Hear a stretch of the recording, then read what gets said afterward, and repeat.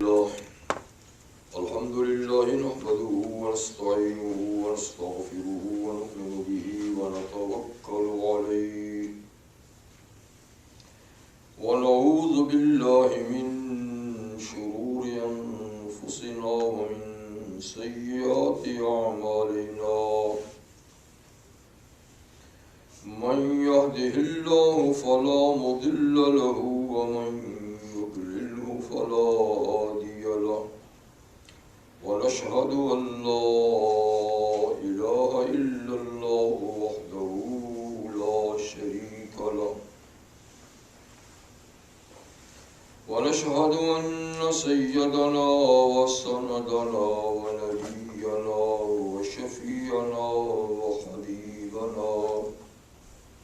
وحبيبنا وطبيبنا ومولانا محمد صلى الله تعالى عليه وعلى آله وأصحابه وأزواجه وبارك وسلم تسليما كثيرا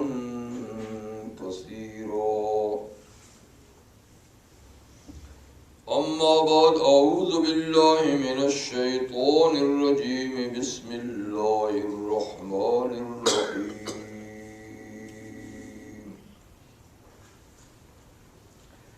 قل إن كان آباؤكم وأبناؤكم وإخوانكم وأزواجكم وعشيرتكم وأموال اقترفتموها وتجارة تخشون كسادها ومساكن ترضونها أحب إليكم من الله ورسوله وجهاد في سبيله فتربصوا حتى يأتي الله بأمره إن الله لا يهدي القوم الفاسقين.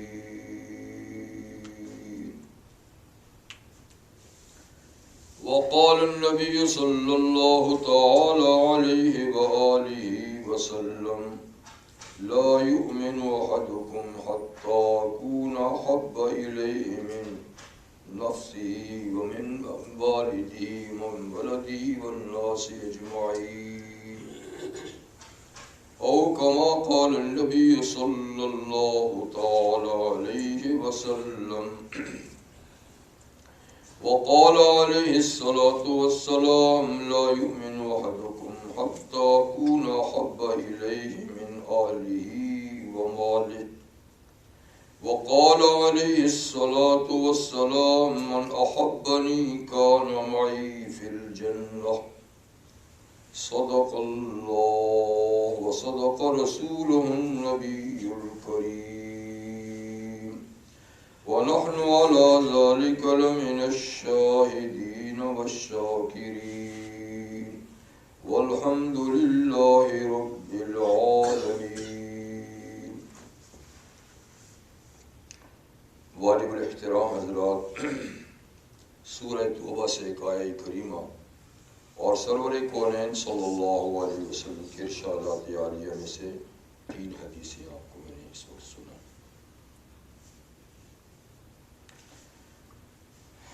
آیہ مبارکہ اور احادیث مبارکہ کا ترجمہ یہ ہے: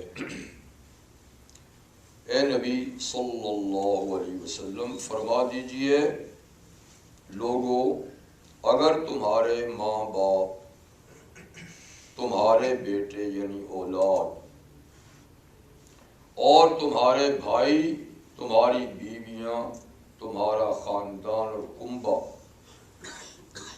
اور تمہارا جمع کیا ہوا مال، اور تمہارے کاروبار، اور تمہارے پسندیدہ مکانات، یہ ساری چیزیں اگر تمہیں زیادہ پیاری ہیں، زیادہ محبوب ہیں اللہ سے اور اس کے رسول سے اور اس کے راستے میں جہاد سے، تو پھر تم انتظار کرو کہ اللہ کا حکم آئے.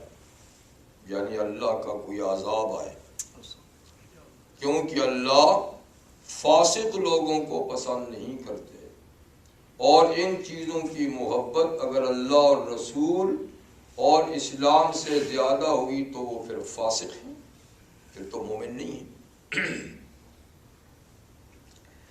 نبی کریم علیہ السلام کا ارشاد گرامی ہے کہ تم میں کوئی شخص مومن نہیں ہو سکتا یہاں تک کہ میں اس کو اپنے باپ، اپنے بیٹے، بلکہ سارے لوگوں سے زیادہ پیارا نہ ہو جاؤں۔ اور دوسری حدیث میں آپ نے فرمایا کہ تم میں کوئی مومن نہیں ہو سکتا یہاں تک کہ میں اس کے مال اور اس کے اہل یعنی گھر والوں سے زیادہ پیارا نہ ہو جاؤں۔ تیسری حدیث کا مطلب ہے کہ جو مجھ سے محبت کرے گا جنت میں میرے ساتھ ہو۔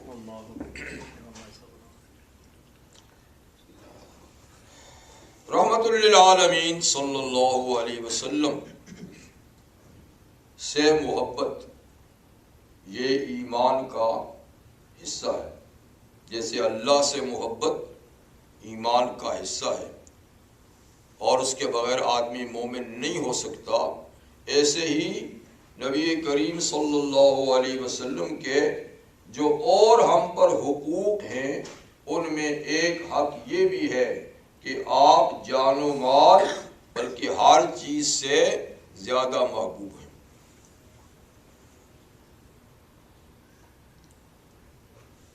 محمد ہے متاع عالم ایجاد سے پیارا، محمد ہے متاع عالم ایجاد سے پیارا، پدر مادر برادر جان و مال اولاد سے پیارا۔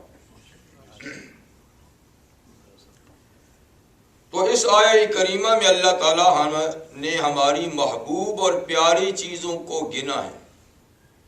ماں باپ ہمیں پیارے ہیں، اولاد پیاری ہے، بھائی پیارے ہیں، بیوی پیاری ہے، خاندان اور رشتہ دار والے پیارے ہیں، مال ہمارا محبوب ہے، کاروبار ہمارا اچھا محبوب ہے، مکانات ہمارے محبوب ہیں، یعنی زندگی کے یہ اثاثے جن پر زندگی کا دار و مدار ہے یہ ساری چیزیں ہی پیاری ہیں، اور ان کا پیار اللہ ہی نے دل میں ڈالا ہے، کوئی ہم نے تھوڑا ڈالا ہے۔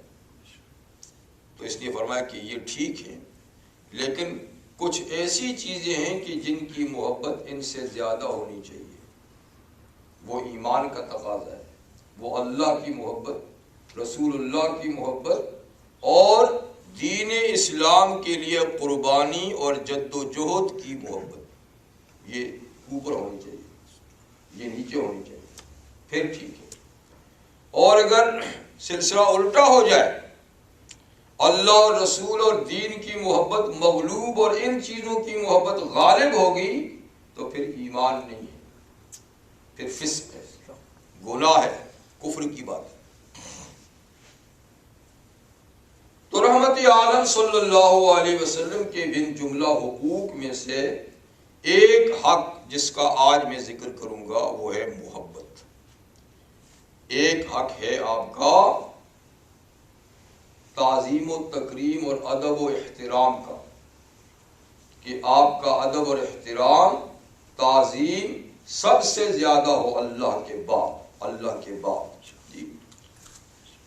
اور دوسری چیز کہ آپ پر بحیثیت اللہ کے نبی ہونے کے ہمارا ایمان ٹھیک ہو، یہ بھی حق ہے، اور یہ پہلا حق ہے کہ آپ اللہ کے رسول اور اللہ کے نبی ہیں، آپ انسانیت کی بھلائی کے لیے بھیجے گئے ہیں، اللہ نے اپنی کتاب اور اپنی وحی آپ پر نازل کی ہے، آپ کو رشد و ہدایت کا مینار اللہ تعالیٰ نے بنایا ہے، تو بحیثیت نبی اور رسول کے آپ پر ایمان لانا، اور پھر رسالت سے اور نبوت کے ساتھ جو چیزیں لازم ہیں ان کو ماننا بھی ضروری ہے۔ تو رسالت اور نبوت کے ساتھ ایک چیز یہ لازم ہے کہ نبی معصوم ہوتا ہے، نبی معصوم ہوتا ہے، یعنی اللہ تعالیٰ نبی کو گارنٹی عطا فرماتے ہیں کہ ان سے کوئی گناہ سرزد نہیں ہوتا، نبوت سے پہلے بھی معصوم، نبوت کے بعد بھی معصوم۔ اگر نبی سے بھی غلطی ہونے لگے تو پھر مقتدا کون ہوگا، پھر رہنما کون ہوگا؟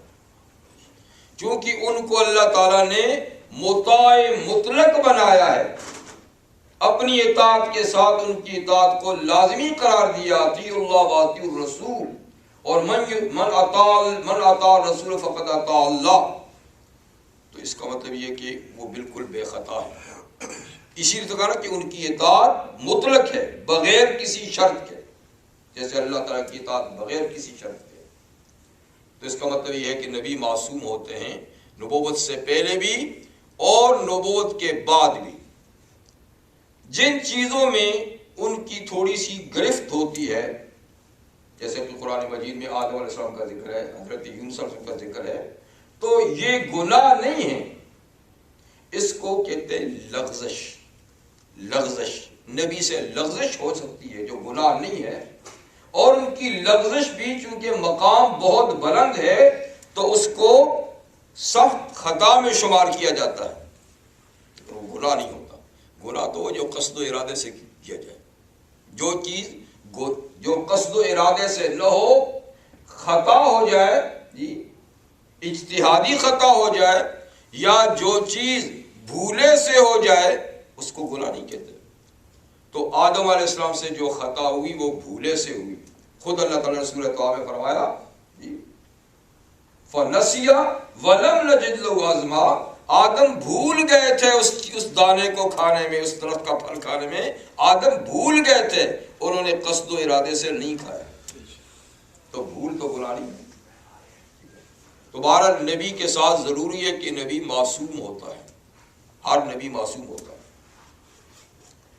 اور نبوت کے لوازمات میں سے، نبی کریم علیہ السلام کی نبوت کے لوازمات میں سے یہ ہے کہ آپ کو اللہ کا آخری نمائندہ اور آخری نبی مانا جائے، کہ آپ کے بعد اللہ تعالیٰ نے نبوت کا سلسلہ بند کر دیا، بس یہ بھی ضروری ہے کہ آپ خاتم الانبیاء والمرسلین ہیں، آپ امام الانبیاء والمرسلین ہیں، آپ اللہ کے آخری نبی اور آخری نمائندہ ہیں جو مخلوق کی ہدایت کے لیے آپ کو مبعوث فرمایا گیا۔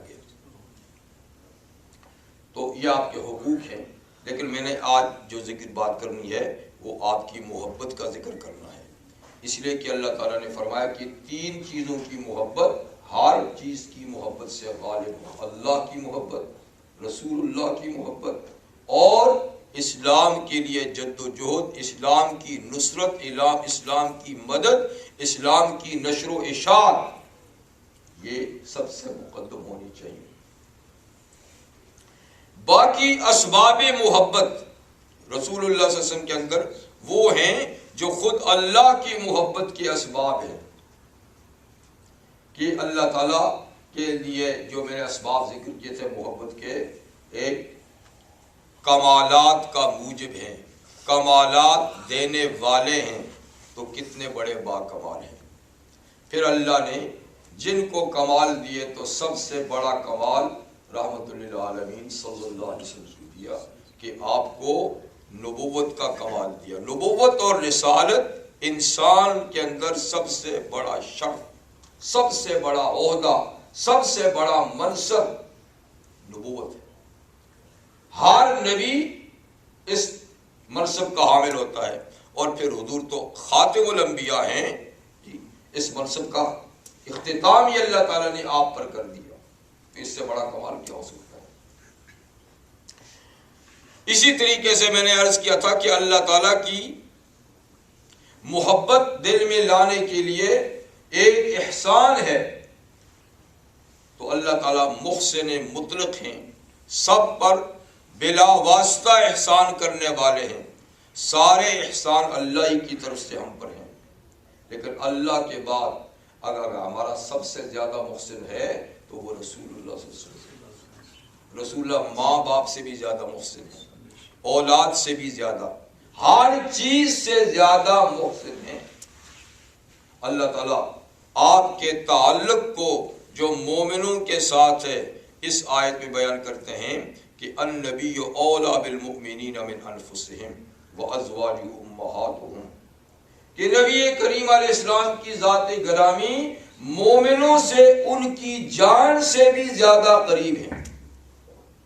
دیکھیں ہماری جان، ہماری روح سب سے زیادہ قریب ہے جو ہمارے جسم کے اندر، ہماری باڈی کے اندر پائی جاتی ہے. روح جسم کے ہر حصے میں پڑی ہوئی ہے، لیکن اللہ تعالیٰ فرماتے ہیں کہ نہیں، نبی کا تعلق تو تمہاری جان سے بھی آگے ہے.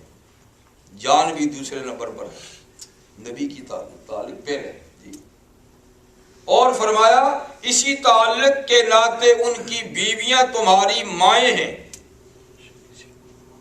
نبی کی بیویاں کیا ہیں؟ امت کی مائیں ہیں. تو خود نبی کیا ہوئے؟ امت کے باپ. تو جو جسمانی باپ ہے اس سے بھی حضور صلی اللہ علیہ وسلم آگے تعلق رکھتے ہیں. تو دیکھیں ہمارا قریب ترین ماں باپ ہوتے ہیں، جو ہمارے وجود کا ذریعہ بھی ہیں، ہماری شروع کی تربیت کا ذریعہ بھی ہے. لیکن ماں باپ جو ہیں وہ تو صرف اس جسم کے مربی ہیں، اس کی حفاظت کے ذمہ دار ہیں. لیکن نبی کریم علیہ السلام اس سے بڑھ کر ہماری روح کے مربی ہیں. روح کے مربی ہیں. تو وہ روحانی باپ ہیں، اور روح جو ہے وہ جسم کے مقابلے میں زیادہ اہمیت رکھتی ہے. جسم تو ایک عارضی چیز ہے، جب روح نکل جائے گی تو یہ مٹی میں مل جائے گا، ختم ہو جائے گا. روح تو ہمیشہ رہے گی. تو رسول اللہ صلی اللہ علیہ وسلم اور جملہ انبیاء کرام وہ روح کے مربی ہوتے ہیں. اور روح چونکہ جان سے زیادہ مقدم، یعنی جسم سے زیادہ مقدم ہے، اس لیے اس کا مربی بھی جسم سے زیادہ مقدم ہے. تو باپ سے بھی حضور صلی اللہ علیہ وسلم آگے ہیں. اس لیے فرماتے نا فداء ابی و امی، ان پر ہمارے ماں باپ قربان ہوں. جی، تو سب سے بڑے مقصر اللہ کے بعد کون ہوئے؟ رسول اللہ صلی اللہ علیہ وسلم. اور تیسری وجہ محبت میں نے بتائی تھی کہ وہ حسن و جمال ہے. اللہ نے کتنی خوبصورت کائنات ہمارے لیے بنائی ہے، اور کائنات میں ایک سے ایک چیز زیادہ حسین ہے. انسانوں میں دیکھیے تو کوئی بے مثال ہے، پتھروں میں دیکھیے تو کوئی بے مثال ہے، جانوروں میں دیکھیے تو، اور ہر چیز میں آپ دیکھیے تو اللہ تعالیٰ نے حسن بکھیر رکھا ہے. تو جس نے کائنات کو اتنا حسن دیا ہے وہ خود کتنا حسین ہوگا. اس کے حسن کا عالم تو یہ ہے کہ کوئی نظر اس کو دیکھ ہی نہیں سکتی. نبی کریم صلی اللہ علیہ وسلم کے ارشاد گرامی ہے کہ اگر اللہ تعالیٰ بے حجاب اپنا جلوے کی ایک چمک ہی دکھا دے تو پوری کائنات جل جائے، پوری کائنات جل جائے. لیکن اللہ تعالیٰ بغیر حجاب کے اپنا جلوہ نہیں دکھاتے، اتنا حسن ہے. وہ تھوڑا سا جلوہ اللہ نے کوئی طور پہ ڈالا تھا حضرت موسیٰ علیہ السلام کے مطالبے کے جواب میں کہ اللہ مجھے اپنا جلوہ دکھائیے، اپنی زیارت کرائیے. فرمایا کہ نہیں، موسیٰ تم نہیں دیکھ سکتے. اگر تم دیکھو تو میں یہ جلوہ تھوڑا سا پہاڑ پہ ڈالتا ہوں، اگر وہ سہ گیا تو سمجھو کہ تم بھی سہ جاؤ گے. تو فلما تجلی ربہ للجبل جعلہ دکا، جب تھوڑا سا ایک سوئی کے ناکے کے برابر، عالم کہتے ہیں اللہ نے جو پہاڑ طور پہ جلوہ رکھا تو ریزہ ریزہ ہو گیا، جل کے راکھ ہو گیا. موسیٰ علیہ السلام بے ہوش کے گر پڑے. تو اللہ تعالیٰ کے جمال کا یہ حال ہے کہ مخلوق میں اس کو سہنے کی طاقت نہیں. آل جنت بے شک جنت میں اللہ تعالیٰ کا جلوہ دیکھیں گے، لیکن پھر بھی اللہ کی کبریائی کا پردہ حائل ہوگا، پھر بھی کبریائی کا پردہ حائل ہوگا. تو مطلب یہ ہے کہ اللہ تعالیٰ سب سے زیادہ حسن و جمال والے وہ ہیں جنہوں نے پوری مخلوق کو جمال دیا، جنہوں نے یوسف کو ایسا جمال دیا کہ ان پر بھی نظر نہیں ٹکتی تھی، دیکھتے بے ہوش ہو جاتے تھے. اللہ نے سورج کو ایسی روشنی دی ہے ہم اب بھی اس کو نہیں دیکھ سکتے، لیکن اللہ تعالیٰ نے اپنی مخلوق میں بھی دیکھیے اتنا جمال دیا ہے کہ ہم ان کو نہیں دیکھ سکتے. تو مخلوق میں جو اللہ تعالیٰ نے جمال دیا ہے، حسن دیا ہے، اس میں سب سے زیادہ حسن و جمال رحمت للعالمین صلی اللہ علیہ وسلم کو دیا ہے، سب سے زیادہ. اور اللہ تعالیٰ نے حسن و جمال جو حضور کو دیا ہے وہ کسی دوسرے کو نہیں دیا. یہ باقی جتنی مخلوق میں حسن ہے یہ حسن کی اور قسم ہے. حضور کو جو حسن دیا وہ حسن کی اور قسم ہے. اس لیے کہ ایک حسن ہوتا ہے ملاحت، ایک ہوتا ہے صباحت. صباحت کا معنی چمکیلا، جس پہ نظر نہ ٹھہر سکے. تو سورج کا حسن کیا ہے؟ صباحت. اور انسانوں میں یوسف علیہ السلام کا حسن کیا تھا؟ حسن صباحت، نظر ٹھہر نہیں سکتی تھی. لیکن پیغمبر کریم علیہ السلام کو جو حسن دیا وہ دوسری قسم، اس کا نام حسن ملاحت. کیا نام ہے؟ حسن ملاحت، جس پہ نظر ٹھہرتی ہے. اور جو نظر آپ ڈالتے رہیں تو دل پہ اس کا اثر ہوتا رہتا ہے. ہوش و آواز قائم رہتے ہیں، بے ہوش نہیں ہوتا آدمی، لیکن دل میں ایسا آپ کا حسن گھر کر جاتا تھا کہ آدمی پھر نہ اپنی جان کی پرواہ کرتا تھا، نہ مال کی پرواہ کرتا تھا، نہ کسی چیز کی. صحابہ اکرام کی زندگی دیکھیں، سب کچھ قربان کر دیا، سب کچھ. وطن قربان کیے، جانیں قربان کی، مال قربان کیے، عزیز و اقارب قربان کیے، اولاد قربان کی، بیوی بچے قربان کیے، سب کچھ کر دیا. کس لیے کر دیا؟ اس لیے کہ حضور کی جب محبت دل میں آئی تو ایسی آئی کہ وہ سب سے بیگانے ہو گئے. تو اس کا نام ہے. اسی لیے حضرت عائشہ صدیقہ رضی اللہ تعالیٰ عنہ فرماتی ہیں کہ لواحی زلیخا لو رأینا جبینہ، حسن یوسف کے بارے میں زلیخا کو ملامت کرنے والی مصر کی عورتیں اگر وہ رحمت عالم صلی اللہ علیہ وسلم کی پیشانی کو دیکھ لیتے ہیں، اگر وہ حضور کو، یعنی ان عورتوں نے ملامت کیا، یعنی یوسف علیہ السلام کے بارے میں زلیخا کو ملامت کیا کہ یہ کیسی عورت ہے جو اپنے غلام پہ قربان ہو رہی ہے. کتنی بدذوق عورت ہے، اپنے غلام پہ قربان ہو رہی ہے. جی تو فرماتے ہیں، فرماتی ہے عائشہ صدیقہ، اگر وہ حضور کی پیشانی کو دیکھ لیتی تو یوسف کے حسن کو دیکھ کے تو انگلیاں کاٹی، حضور کو دیکھتی تو دل کاٹ دیتی. یعنی بالکل اپنے آپ کو قربان کر دیتی. اس لیے کہ حضور صلی اللہ علیہ وسلم کو جنہوں نے دیکھا انہوں نے ہاتھ تو بے شک نہیں کاٹے، لیکن انہوں نے گردنیں کٹوا دی، انہوں نے سب کچھ نچھاور کرا دیا. اسی لیے امام بوصیری رحمہ اللہ فرماتے ہیں، منزہ عن شریک فی محاسنہ فجوہر الحسن فی غیر منقسم. کہ پیغمبر کریم صلی اللہ علیہ وسلم اپنے حسن و جمال میں کسی بھی دوسرے شریک کی شراکت سے پاک ہے، کسی بھی شریک کی شراکت سے پاک ہے. اور اللہ تعالیٰ نے آپ کو حسن و جمال کا یعنی وہ جوہر عطا فرمایا جو ناقابل تقسیم تھا. یعنی کہ آدھا کسی کو دیا، آدھا آپ کو دے دیا. تو حسن یوسف علیہ السلام تو منقسم حسن ہے، جو تقسیم کیا، آدھا ان کو دیا، آدھا اور ان کو دیا. لیکن حضور علیہ السلام کا جو حسن تھا وہ ناقابل تقسیم، اور کسی کو دیا ہی نہیں، وہ سارے کے سارا آپ کو دیا. تو مطلب یہ ہے کہ کائنات میں اللہ تعالیٰ نے غیر منقسم حسن پیغمبر کریم صلی اللہ علیہ وسلم کو عطا فرمایا. تو اس رستے سے بھی دیکھیے تو آپ کی ذات گرامی اللہ کے بعد سب سے زیادہ محبوب ہوتی ہے، سب سے زیادہ محبوب ہوتی ہے. میں آج کی مختصر سی مجلس میں صرف آپ کے ان باوفا عشاق کا، محبوں کا تھوڑا سا ذکر کرنا چاہتا ہوں تاکہ ہمیں اندازہ ہو کہ رسول اکرم صلی اللہ علیہ وسلم کے ساتھ سچی محبت کن لوگوں نے کی.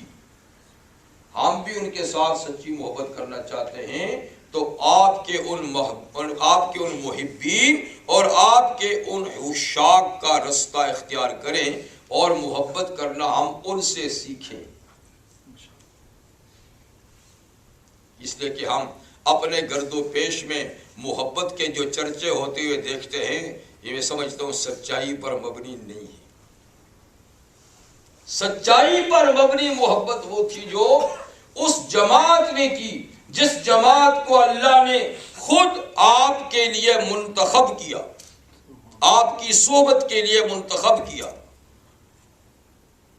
تو جیسے انبیاء کرام اللہ کے منتخب ہوتے ہیں تو اللہ ان کی صحبت اور مجلس کے لیے، ان کی شاگردی کے لیے، ان کے مرید ہونے کے لیے بھی لوگوں میں انتخاب کرتے ہیں کہ میرے نبی کی ہم نشینی کے لیے، ہم مجلس ہونے کے لیے، ان کے رفیق اور شاگرد ہونے کے لیے کون سے لوگ مناسب ہیں. تو اللہ تعالیٰ چن کر ان کو شاگرد دیتے ہیں، ان کو ساتھی دیتے ہیں چن کر. اسی لیے کسی نے کہا حسن ز بصرہ بلال از حبش صہیب ز روم. حسن ز بصرہ بلال از حبش صہیب ز روم ز خاک مکہ ابو جہل اینچ بولا جبیست. کہ اللہ کے انتخاب سے حضرت صہیب کو روم سے اٹھا کر مکہ پہنچایا، حضرت بلال کو حبش سے اٹھا کر مکہ پہنچایا. حسن بصرہ سے فدا ہوئے، سلمان ایران سے آ کر فدا ہوئے، لیکن مکہ کی مقدس سرزمین میں پیدا ہونے والا ابو جہل ہی رہا. تو یہ انتخاب ہے کہ جن کو مناسب سمجھا دور دور سے اٹھا کر قدموں میں بٹھا دیا. وہ اگر مناسب نہیں تھے تو 24 گھنٹے آپ کے ساتھ رہنے والے بھی بے قسمت رہے. تو اس لیے وہ جماعت انہوں نے سچا ایمان، کھرا عشق، سچی محبت کر کے دکھائی جن کو اللہ تعالیٰ نے آپ کے لیے منتخب کیا. خود سرور کونین صلی اللہ علیہ وسلم ارشاد فرماتے ہیں ان اللہ اختارنی واختار لی اصحابی فجعل منہم اصحاری. اللہ تعالیٰ نے مجھے منتخب کیا نبوت اور رسالت کے لیے. واختار لی اصحابی، اور میرے لیے اللہ تعالیٰ نے ساتھیوں کا بھی انتخاب کیا کہ میرے ساتھ کون ہونے چاہیے، میرے براہ راست شاگرد کون ہونے چاہیے، میری صحبت سے فائدہ اٹھانے والے کون ہونے چاہیے. پھر انہی میں سے اللہ تعالیٰ نے بعض کو میرا داماد بنایا، بعض کو میرا سسرال بنایا. اب جو میرے ہی ساتھیوں کو برا بھلا کہیں، میرے شاگردوں پر اعتماد نہ کرے، میرے رفیقوں کے بارے میں بد اعتمادی کرے، فرمایا ان پہ اللہ کی بھی لعنت ہے، فرشتوں کی بھی لعنت ہے، سب لوگوں کی لعنت ہے. تو اس لیے سچے محب، کھرے لوگ، سچے ایماندار کون تھے جو ہمارے لیے نمونہ ہیں؟ وہ اصحاب رسول صلی اللہ علیہ وآلہ وسلم ہیں. انہی رسالت میں آپ صلی اللہ علیہ وسلم کے پروانوں میں ایک پروانہ ہے زید بن دسنہ رضی اللہ تعالیٰ عنہ. زید بن دسنہ رضی اللہ تعالیٰ عنہ، ان کو کافروں نے گرفتار کر لیا. گرفتار کیا تو مکہ کے قریشیوں نے ان کو ان کافروں سے خرید لیا. تاکہ خریدا اس لیے تاکہ ان کو ہم سولی پہ لٹکا کے انتقام لیں. تو دشمن تھے. کچھ دن گرفتار رہنے کے بعد آخر وہ دن آیا جس دن ان کو سولی پہ لٹکانا تھا.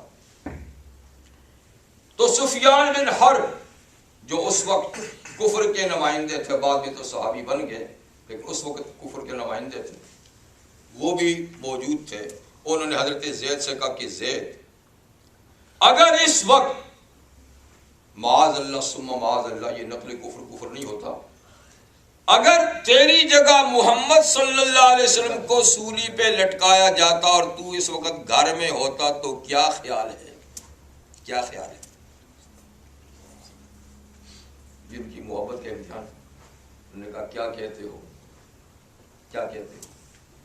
میں اس کو بھی گوارا نہیں کرتا کہ مجھے آزاد کرنے کے بدلے میں میرے آقا کے گھر میں ان کے پاؤں میں کانٹا چبھ جائے، کہ مجھے رہائی مل جائے صرف اس بنیاد پہ کہ چلو حضور کے پاؤں میں کانٹا چبھ جائے اور میں رہا ہو جاؤں، یہ بھی مجھے برداشت نہیں ہے. تم کون سی بات کرتے ہو؟ تو اس وقت جناب ابو سفیان نے کہا کہ واللہ میں نے دنیا میں بڑے عشاق دیکھے ہیں، لیکن جتنا عشق و محبت محمد کے ساتھیوں کا ان کے ساتھ ہے اتنا میں نے کبھی نہیں دیکھا. دیکھو اب اس کی جان جا رہی ہے، اس کو پتہ کہ اس کو سولی پہ لٹکا کے ہم تیروں سے چھلنی کر دیں گے اس کے بدن کو، تلواروں سے پیس بنا دیں گے اس کے بدن کو، لیکن اس کے دل میں دیکھو کتنی چاہت ہے، اور یہ چاہت ہے، اس کا نام ہے محبت. جنگ احد میں ایک مرحلہ ایسا آیا کہ مسلمانوں کو شکست ہوگی، 70 صحابہ شہید ہو گئے، خود رحمت عالم صلی اللہ علیہ وسلم کو بھی چوٹیں آئیں، دانت مبارک شہید ہو گیا، سر میں خون کی کڑیاں چہرے میں چبھ گئی، خون مبارک گرا، صدمہ ہوا. دشمن نے افواہ پھیلائی کہ محمد قتل ہو گئے، معاذ اللہ ثم معاذ اللہ. یہ بات سنی تو مدینہ شہر سے ایک خاتون میدان جنگ کی طرف بھاگی ہوئی جا رہی ہے.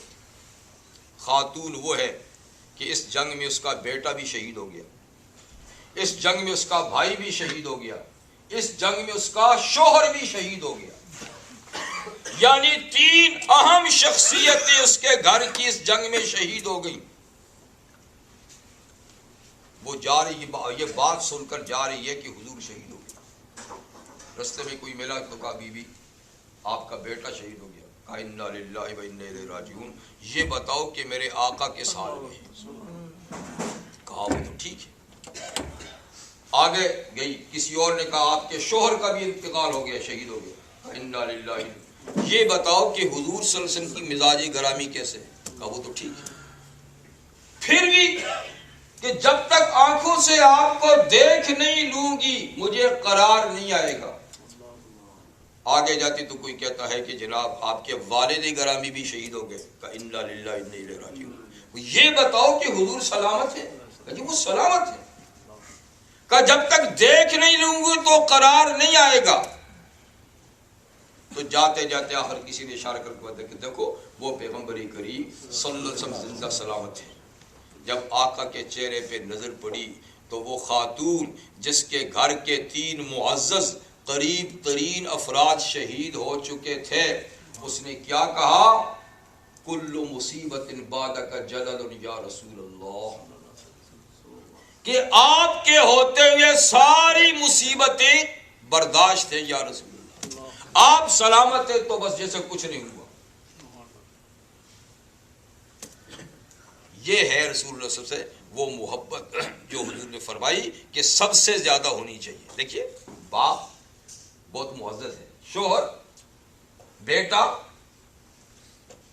جی، لیکن یہ ساری تکلیفیں برداشت ہو رہی ہیں اور حضور صلی اللہ علیہ وسلم کی تکلیف برداشت نہیں ہو رہی. اس کا نام ہے سچی محبت. ابو بکر صدیق رضی اللہ تعالیٰ عنہ وہ اس طبقہ کے اور اس جماعت کے سرخیر ہیں جنہیں اللہ نے اپنے نبی کی صحبت کے لیے منتخب کیا. حضور سے فرمایا کہ سورج ابو بکر سے زیادہ افضل آدمی پہ نبیوں کے بعد طلوع نہیں ہوا. نبیوں کے بعد ابو بکر سے افضل آدمی پہ کبھی سورج طلوع نہیں ہوا. یعنی انبیاء کرام، سارے انبیاء کرام وہ تو نبی ہیں، ان کے بعد ساری امتوں میں افضل ابو بکر صدیق۔ جو صدمے آقا پر آئے تو کیا ابو بکر پہ نہیں آئیں گے؟ ضرور آئے۔ ایک موقع تھا ابو بکر صدیق رضی اللہ عنہ نے حرم میں خطبہ دیا، لوگوں کو دعوت دی،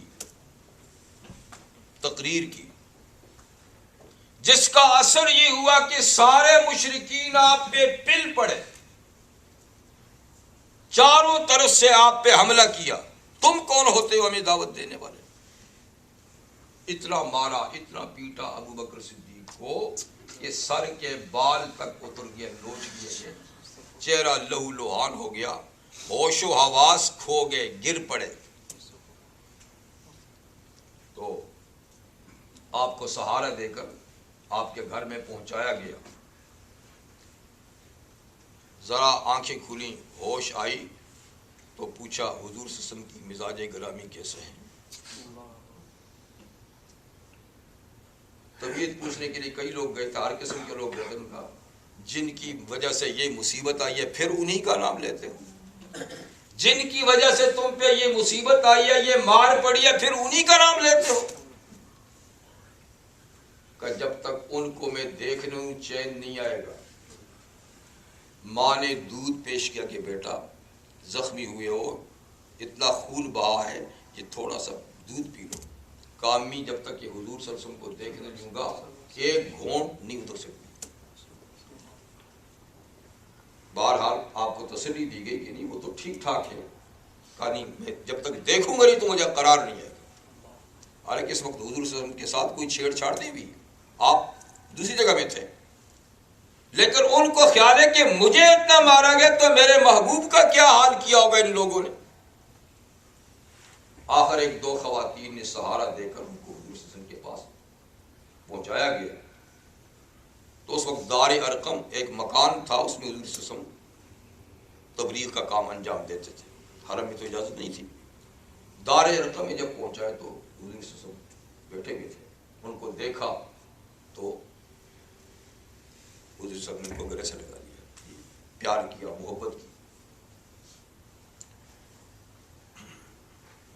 اس وقت بھی ابو بکر صدیق رضی اللہ عنہ نے جتنی یعنی مار پیٹ ان پہ پڑی تھی، اس کی حالت یہ ہے کہ وہ ناقابل برداشت تھی، لیکن حضور علیہ الصلوۃ والسلام کو دیکھ کر انہیں مسرت حاصل ہوئی، چین حاصل ہوا، اور کہنے لگے کہ حضور دعا فرمائیے کہ اللہ تعالیٰ میری ماں کو بھی ہدایت عطا فرمائے۔ ماں اس وقت تک مسلمان نہیں تھی، باپ تو خیر کافی دیر کے بعد مسلمان ہوئے۔ تو نبی کریم علیہ السلام نے اسی لمحے اللہ تعالیٰ سے دعا کی کہ یا اللہ یہ میرا قریب ترین ساتھی، میرے دکھ درد کا ساتھی، مجھ پر سب سے پہلے ایمان لانے والا ساتھی، میرے لیے قربانی دینے والا ساتھی، یا اللہ اس کی بھی مغفرت فرما اور اس کی ماں کو ہدایت عطا فرما۔ بس اسی وقت دعا قبول ہوئی اور ماں اسی وقت مسلمان ہوئی۔ باپ پھر بہت بات، یہی ابو بکر صدیق ہیں۔ گھر میں تشریف لے گئے، ایک دفعہ کوئی بات چلی تو بات بات میں ان کے والد نے نبی کریم علیہ السلام کی شان میں ایک گستاخی اور بے ادبی کی بات کہہ دی۔ اس وقت تو مسلمان نہیں تھے۔ ابو بکر صدیق نے ایک تماچا اٹھایا اور اس کے منہ پر دے مارا۔ یہ حضور کی شان نہیں ہوا، پاک ہے بے شک ہے، لیکن آپ جیسے لاکھوں باپ ان پہ قربان کیے جا سکتے ہیں، نبوت کی شان میں یہ گستاخی۔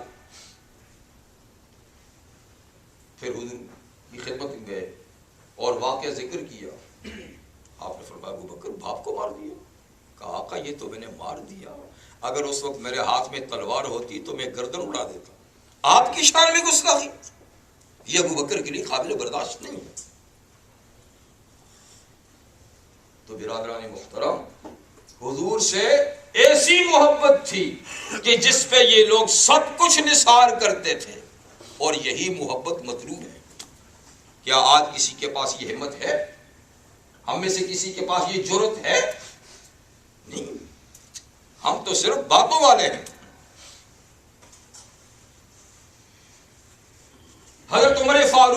اللہ تعالیٰ عنہ جس دن رحمت عالم صلی اللہ علیہ وسلم اس دنیا سے رواں ہو گئے، انتقال ہو گیا، تو صحابہ کرام کو اتنا صدمہ ہوا، اتنا صدمہ زندگی میں کہتے کبھی نہیں ہوا جتنا حضور صلی اللہ علیہ وسلم کی وفات کے دن ہوا۔ اسی لیے 12 ربیع الاول 12 وفات کہلاتا ہے۔ 12 ربیع الاول 12 وفات، کہتے 12 وفات کا مہینہ، کیونکہ 12ویں تاریخ متفقہ طور پہ آپ کی وفات کی تاریخ ہے۔ پیدائش کی تاریخوں میں اختلاف ہے، 9 ہے، 10 ہے، 12 ہے، کون سی ہے، لیکن اتفاق سے وفات کی 12 ہی ہے۔ صحابہ فرماتے ہیں کہ جس دن حضور صلی اللہ علیہ وسلم دنیا سے تشریف لے گئے، تو جس دن مدینہ میں تشریف لائے تھے ہر چیز منور ہو گئی تھی، روشن ہو گئی تھی، اور جس دن آپ دنیا سے تشریف لے گئے مدینہ میں جیسے اندھیرا چھا گیا، ہر چیز جیسے کہ پشمردہ ہو گئی۔ صحابہ کرام کے ہوش و حواس اڑ گئے یہ صدمے کی خبر سن کر۔ کسی کو یقین نہیں آتا تھا کہ حضور بھی دنیا سے جائیں گے۔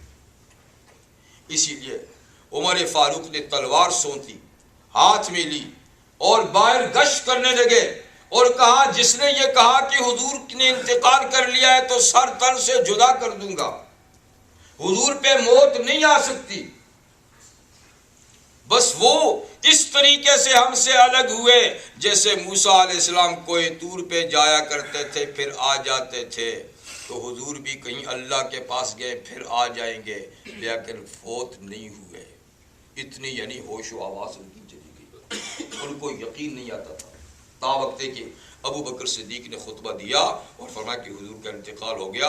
اب انہیں تسلی ہوئی، انہیں یقین ہوا کہ باقی یہ بات ٹھیک ہے، ابو بکر جو کہہ رہا ہے۔ تو برادران محترم، اس کا نام ہے عشق اور محبت۔ ہجرت کے 6 سال رحمت للعالمین صلی اللہ علیہ وسلم 1500 صحابہ کی معیت میں عمرہ کرنے کے لیے مدینہ سے مکہ آئے، کیونکہ آپ نے خواب دیکھا تھا کہ آپ عمرہ کر رہے ہیں۔ حدیبیہ میں آئے تو مشرکین مکہ نے پیغام بھیجا کہ آپ لوگ مکہ میں داخل نہیں ہو سکتے، آپ یہاں سے بھاگ کے گئے ہیں لہذا آپ کو مکہ میں داخلہ نہیں مل سکتا۔ آپ نے پیغام بھیجا کہ ہم لڑنے بڑھنے کے لیے نہیں آئے ہیں، ہم تو عبادت کے لیے آئے ہیں، اور یہ عبادت کی جگہ ہے، سب کی مشترکہ جگہ ہے، دیکھو ہم نے احرام پہنا ہوا ہے، ہمارے پاس قربانی کے جانور ہیں، لڑنے کے لیے نہیں آئے، اور عبادت کے لیے تم کیسے روکتے ہو، یہ تو خدا کا گھر ہے۔ لیکن مشرکین نے ضد کی کہ نہیں، تم چاہے عبادت کی جائے، تمہیں عبادت کی اجازت بھی نہیں ہے، نہیں آنے دیں۔ ان کو سمجھانے کے لیے رحمت للعالمین صلی اللہ علیہ وسلم نے حضرت عثمان غنی رضی اللہ عنہ کو بھیجا کہ عثمان جا کر ان کو سمجھاؤ کہ دیکھو ہم عبادت کے لیے آئے ہیں اور اللہ کے گھر سے عبادت کیسے روکتے ہو۔ عثمان غنی کو اس لیے بھیجا کہ عثمان غنی کی تکریم اور عزت وہ لوگ بہرحال کرتے تھے، اسلام سے پہلے بھی اسلام کے بعد بھی وہ بڑے محسن تھے مکہ والوں کے۔ عثمان غنی تشریف لے گئے، ابان بن سعید نے ان کو اپنی پناہ میں لیا، امان میں لیا، اور کہا کہ آپ میری امان میں ہو، آپ کے ساتھ کوئی چھیڑے گا نہیں، آپ جن جن لوگوں سے ملاقات کرتے ہو حضور کا پیغام پہنچاتے تو پہنچاؤ۔ اب یہ ایک ایک کے پاس گئے، بات سمجھانے لگے، لیکن کسی نے بات نہیں مانی۔ جب واپس جانے لگے تو مشرکین مکہ نے خود پیشکش کی کہ عثمان تم آئے ہو تو بیت اللہ کا طواف کر کے کیوں نہیں جاتے، تمہیں اجازت ہے جتنے چاہے طواف کرو۔ اور عثمان غنی نے کہا تم کیا سمجھے ہو کہ میرے محبوب تو وہاں روکے جائیں، میرے آقا تو وہاں ہوں، میرے مرشد ان کو تو اجازت نہیں ہے، اور میں عثمان کون ہوتا ہوں جو ان کے بغیر طواف کروں؟ اگر میرے آقا کو یہ طواف کرنے کی اجازت نہیں تو عثمان بھی طواف نہیں کرے گا۔ ادھر صحابہ کرام آپس میں باتیں کرتے تھے، عثمان بڑے خوش قسمت ہیں، ہمیں اجازت ملے نہ ملے انہوں نے تو خوب طواف کیے ہوں گے، اور حضور نے فرمایا مجھے یقین نہیں آتا کہ میرا عثمان میرے بغیر طواف کرے گا، مجھے یقین نہیں آتا۔ چنانچہ بات وہی تھی کہ انہیں اجازت ملی لیکن انہوں نے طواف نہیں کیا، اس لیے کہ فرمایا میرے کعبہ تو روکا ہوا ہے تم نے، ان کے بغیر کیسے طواف کرو؟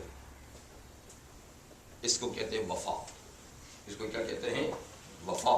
اس کا نام ہے عشق، اس کا نام ہے محبت۔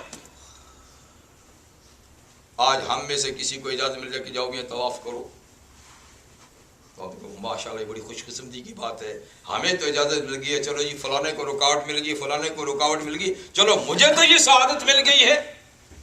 لیکن نہیں، جن کی محبت سچی ہوتی ہے، جن کا تعلق پکا ہوتا ہے، وہ اپنے محبوب کے بغیر کوئی قدم نہیں اٹھاتے۔ تو ایک ایک صحابی رسول نے پیغمبر کریم صلی اللہ علیہ وسلم کے ساتھ عشق و محبت کی وہ تاریخ رقم کی ہے جس کا ہم تصور نہیں کر سکتے کسی پہلی امت کے لوگوں میں۔ یہ وہ لوگ تھے جن کو اللہ نے اپنے رسول کی محبت کے لیے، عشق کے لیے، وفا کے لیے چنا۔ انہی کے بارے میں اللہ تعالیٰ فرماتے ہیں لا تجد قوما یؤمنون باللہ والیوم الآخر یوادون من حاد اللہ ورسولہ۔ اے محمد صلی اللہ علیہ وسلم، آپ ان لوگوں کو نہیں پاؤ گے کہ وہ دوستی اور محبت کریں ان کے ساتھ جو اللہ اور رسول کے مخالف ہیں۔ یعنی صحابہ کرام وہ طبقہ ہے، وہ لوگ ہیں، وہ عشاق صادق ہیں کہ جو اللہ اور رسول کے مخالفین کے ساتھ دوستی نہیں کرتے۔ وَلَوْ كَانُوا آبَاءَهُمْ، اگرچہ وہ مخالف ان کے باپ کیوں نہ ہوں، وَأَبْنَاءَهُمْ ان کے بیٹے کیوں نہ ہوں، وَإِخْوَانَهُمْ ان کے بھائی کیوں نہ ہوں، وَعَشِيرَتُكُمْ ان کا خاندان کیوں نہ ہو۔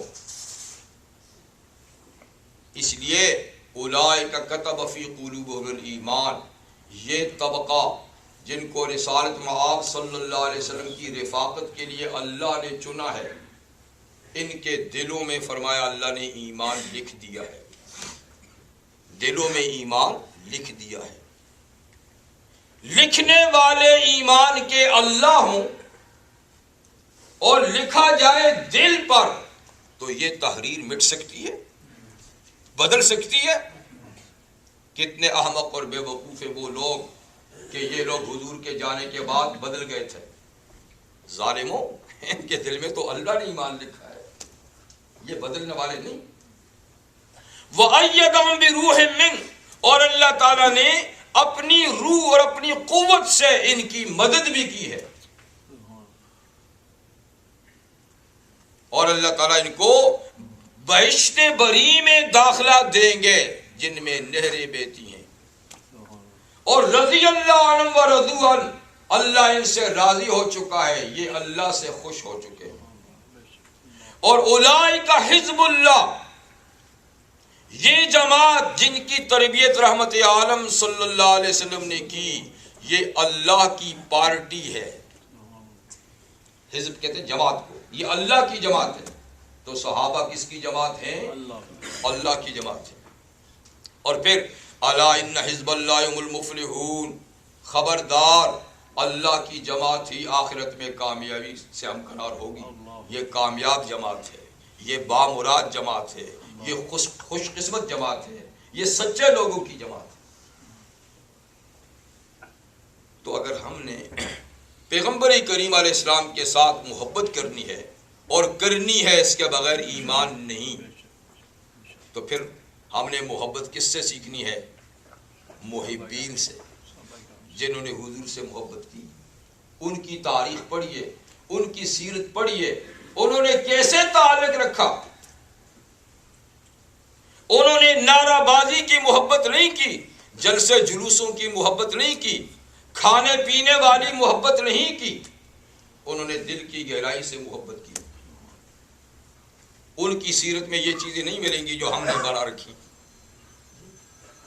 اس لیے کہ جنہوں کا عشق صادق ہے وہ کب فریاد کرتے ہیں، جنہوں کا عشق صادق ہے وہ کب فریاد کرتے ہیں، زباں پہ لبوں پہ مور خاموشی، دلوں میں یاد کرتے ہیں۔ شیخ فرید الدین عطار فرماتے ہیں، بہت بڑے اللہ والے فرماتے ہیں، عاشقانہ سے علامت اے پسر، عاشقانہ سے علامت اے پسر، رنگ زرد و آہ سرد و چشم تر۔ کہتے بیٹا عاشقوں کی تین نشانیاں ہیں، جن کے دل کی سچی کسی کی محبت ہوتی ہے اس کی تین نشانیاں ہیں۔ رنگ زرد، اپنے محبوب کے پیچھے گھلتے رہتے ہیں، رنگ پیلا پڑ جاتا ہے، چہرے یلو ہو جاتے ہیں یاد کر کر کے۔ آہ سرد، اور ان کے فراق میں ٹھنڈی سانس لیتے ہیں، آہ آہ کرتے رہتے ہیں، آہ میرے محبوب تجھ سے ملاقات ہوتی ہے۔ اور چشم تر، اپنے محبوب کے فراق میں آنکھیں ہمیشہ تر رہتی ہیں، روتے رہتے ہیں۔ اور کسی نے خوب کہا، اے مرغ سحر عشق سے پروانہ بیاموز، اے مرغ سحر عشق سے پروانہ بیاموز، کہاں سوخ تارا جانشد آواز نہیں آمد۔ کہتے ہیں اے سحری کے وقت آوازیں دینے والے مرغا جو ہے نا، مرغے صبح سویرے اٹھاتے ہیں نا، یہ بھی ایک اچھی بات ہے، حضور نے فرمایا ہے کہ مرغے کو برا بھلا مت کہو، وہ نماز کے لیے جگاتا ہے، اس کو برا بھلا مت کہو، وہ نماز کے لیے جگاتا ہے۔ تو سحری کے وقت مرغ جو ہے نا وہ بولتا ہے، اور کسی آبادی میں جائیں تو بڑا شور ہوتا ہے ان کا، کئی بولتے ہیں۔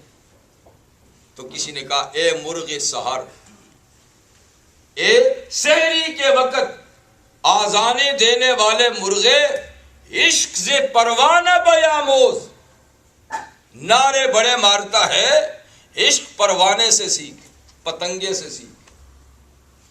سچا عاشق پتنگا ہے، کہاں جا رہا سوختہ آواز، یعنی اپنے چراغ کے اوپر گھوم گھوم کے جان کو شہید کر دیتا ہے، پر منہ سے آواز محبت کی نہیں آتی۔ جان قربان کر دیتا ہے چراغ کے اوپر، وہ چراغ کا بڑا عاشق ہوتا ہے نا پروانہ، تو جان جلا دیتا ہے پر آواز نہیں آتی، اور تو شور ہی مچاتا رہتا ہے۔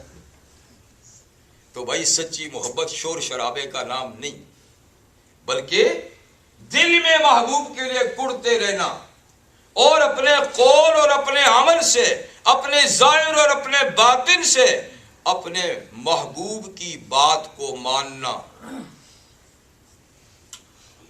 یہ ہے سچی محبت۔ لیکن آج یہ مفقود ہے، یہ وہی طبقہ کر گیا، یا اس کے بعد تابعین، یا اس کے بعد تبع تابعین، یا اس کے بعد محدثین، فقہاء، بس وہ لوگ تھے سچے عشاق۔